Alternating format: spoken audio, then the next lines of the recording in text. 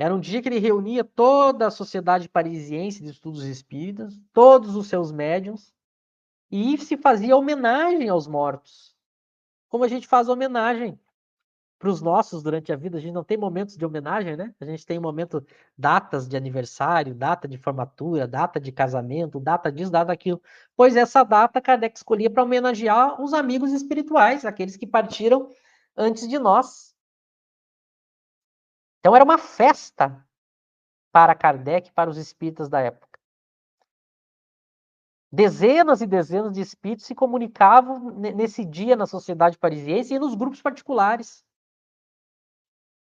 Era uma festa, era a prova e a festa da continuidade da vida, daquilo do que o Espiritismo faz, que é terminar com esse sofrimento, com essa visão horrível que a gente tem da morte, né? A gente não fala da morte, a gente não conversa sobre ela. A gente coloca a morte sempre sobre uma coisa que tem que ser escondida, triste, pesada, escura, feia, cadavérica. Mas a morte é um fenômeno natural, é uma lei de Deus. E nada que vem de Deus pode ser ruim. A morte é sair do corpo e estar livre desse presídio material. É simplesmente isso, mas a gente pode continuar se comunicando com os que partiram antes de nós e ansiosos para o dia que chegar a nossa vez. E enquanto não chega a nossa vez, o que a gente tem que fazer? A nossa parte. Então é uma festa.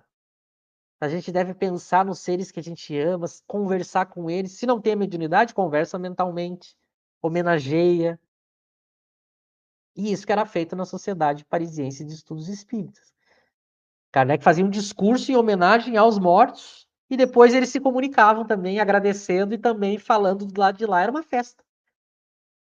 Então a gente devia, nos nossos grupos espíritas, na nossa casa, nas casas espíritas, nesse dia a gente devia se reunir para repetir essa festa. Preparar cartas, discursos, preces para os nossos entes que partiram, homenageá-los e depois, através da mediunidade, receber de volta a homenagem deles. Aí eles iam se comunicar. É um momento de festa. A gente não tem as nossas atividades diárias aí durante o ano, trabalho, estudo, compromissos, e de vez em quando a gente se reúne numa grande família e se homenageia, se presenteia. Pois isso o Espiritismo ensina que a gente deve fazer com os mortos também. A gente deve celebrar, pensar neles e dizer que bom que você está aí, apesar da saudade. Às vezes faz tanta falta a sua presença física, o seu abraço, as nossas conversas, o nosso dia a dia. Faz falta, porque a gente sente falta do contato físico, né? Mas que bom que você se libertou desse mundo com dor, sofrimento, doença, em que tudo a gente tem que. Tudo é difícil, pesado. O mundo material é limitador. A gente celebra que ele se livrou, logo eu estarei aí. O que eu posso fazer? O que você pensa das minhas ações hoje em dia, do que eu estou fazendo? Como eu estou agindo? Você concorda? Você discorda? Você acha que eu devo repensar alguma atitude? Aí eles que estão do lado de lá, vendo as coisas com mais lucidez, poderiam nos orientar. Olha, fulano, mude esse comportamento, mude essa ideia. Obrigado por pensar em mim. Eles nos dão conselhos do dia a dia, nós aconselhamos eles também. É uma festa, um momento de amor, de carinho, de união. É isso que o Espiritismo proporciona. E que todos nós devíamos fazer. Então é muito importante que nós espíritas falemos disso, celebremos isso, conversemos sobre isso. E aqueles que aqui ainda estão, conversemos sobre a morte com nossos entes queridos. Porque vai acontecer. É inevitável. Mas a gente tem que sentar e conversar. Olha, se eu desencarnar, porque eu vou, né? Mas não sei quando. Eu quero que vocês continuem fazendo isso, isso e isso. Eu não quero que vocês ajam assim, assim, assim. Eu quero. A gente deixa orientações. A gente prepara as pessoas e se prepara. É muito interessante que os espíritas não conversam entre eles sobre morte. Mesmo famílias espíritas, amigos espíritas. E aí daqui a pouco vem a morte, é pego de surpresa, e aí vários projetos e coisas, a pessoa não continua, não sabe o que a outra queria fazer. E caso já tenha acontecido, se comunique com eles, pergunte, continue o relacionamento. É falsa a ideia de que você não pode evocar, é falsa a ideia de que é perigoso, é falsa a ideia de que o telefone só toca de lá para cá, tudo falso. Não é Kardec isso. Então se comunique com eles, pergunte, faça perguntas, como a gente não liga um para o outro, não liga para o pai, para a mãe, para a esposa, para o filho e faz perguntas e pede ajuda e também ajuda, é a mesma coisa. Pense como essa viagem e que logo a gente vai estar lá. Ah, vai demorar 30, 50 anos. Então eu vou fazer tudo que eu tenho que fazer aqui para depois poder voltar a conviver com esse meu ente querido. Essa é a noção que a gente tem que ter e fazer, né?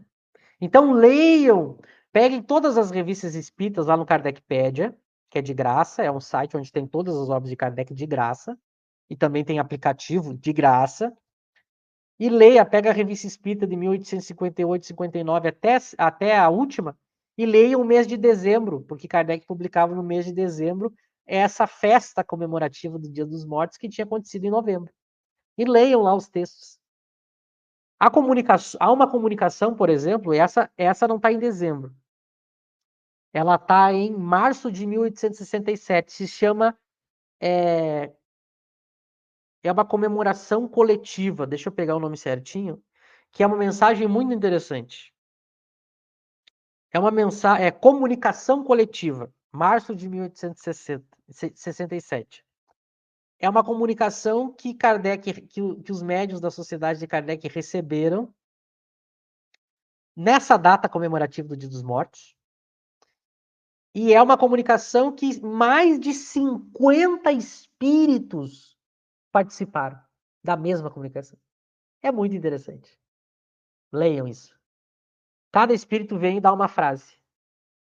Então vejam que interessante essa comunicação que aconteceu nesta data, lá na época de Kardec, e vejam os espíritos que lá ditam e o que eles dizem. E a gente devia imitar, a gente devia fazer isso hoje, né? Façamos isso hoje. A gente pode fazer. Já para a gente ir para a parte final, já que a gente está falando dos exemplos, eu falei aqui então, para conhecer a importância que Kardec dava para essa data de hoje, eu já falei do mês de dezembro das revistas e dessa mensagem especial que está em março de 67, né? Comunicação coletiva. Um outro grande exemplo, já para finalizar aqui a nossa conversa, um outro grande exemplo, e um dos mais importantes, é o lar de uma família espírita. Kardec vai narrar um caso real de como era o dia a dia de uma família espírita. Espírita que seguia Kardec, as obras de Kardec. Ou seja, praticava as evocações. Essa mensagem está em setembro de 1859 na Revista Espírita. Leiam lá no kardecpedia.com. O lar de uma família espírita. Que Kardec vai nos mostrar como deve ser uma família espírita. E é muito interessante que todas as vezes eu lembro isso aos meus amigos espíritas e a todos.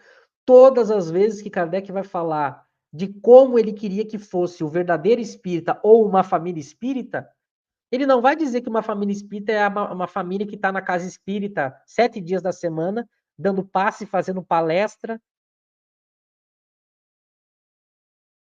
entregando comida. Não é assim que Kardec descreve o verdadeiro espírito e o lar de uma família espírita. Vejam lá. Primeiro que é uma família simples, tanto intelectualmente quanto economicamente, mostrando que o espiritismo é para todos. Então ele sabe dar o exemplo. E depois que o que acontece? Essa família tem alguns filhos, a mãe e o marido morre. Só que ele morre e continua convivendo com a família, porque semanalmente eles vão conversando em casa, evocando esse marido, e ele continua educando as crianças, ajudando a esposa. Aí ele traz, às vezes se comunica com os avós, às vezes ele dá puxão de orelha nos filhos. Isso é o lar de uma família espírita, que evoca frequentemente os entes queridos que continuam se relacionando. Da mesma forma que um filho que viaja e vai para outro país, para outro estado, um marido que